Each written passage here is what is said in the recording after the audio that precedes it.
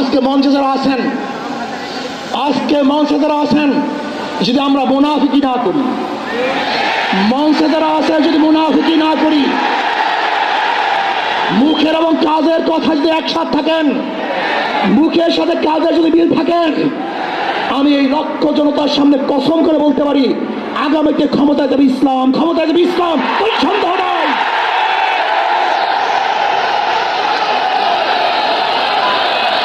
কিন্তু খবরদার যদি মুনাফিকি করি তাহলে এদেশের মানুষ সচেতন হয়েছে, এদেশের মানুষ সব জ্ঞানী হয়ে গেছে।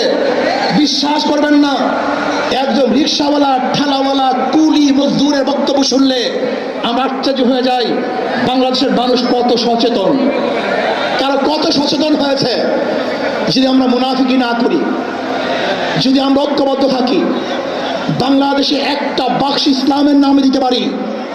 যেরকম আমেরিকা এবং ওই জারস ইসরায়েল ইরানের আক্রমণ করে ভেবেছিল মুহূর্তের মধ্যে নিচ্ছিন্ন করে দিবে, কিন্তু আক্রমণ করার পরে দেখেছে ইরানের গুহার থেকে কোথার থেকে বোম মিজাইল চলে আসছে। আমেরিকা এবং ইসরায়েল যেরকম অনুভব করতে পারে নাই, বাংলাদেশের বুকে যদি একটা বাক্স দেওয়া হয়, বাংলাদেশের ঘরের থেকে এমন মিসাইল বের হবে, এমন বোমা বের হবে, গোটা বাংলাদেশ থেকে, গোটা দুনিয়া থেকে ইসলামের দুশ্মনকে ধ্বংস করে ফেলবে ইনশাআল্লাহ। ঐক্য হন, মুনাফিকি করবেন না, একসাথ হন, ঐক্যবদ্ধ হন, এইটা আমার মেসেজ থাকবে। যদি ঐক্যবদ্ধভাবে ক্ষমতার লোভকে সংবরণ করে আমি ক্ষমতায় যেতে চাই না, ইসলামকে ক্ষমতায় নিতে চাই। আমি ক্ষমতায় যাইতে চাই না, কোরআন ও সুন্নাহকে ক্ষমতায় নিতে চাই।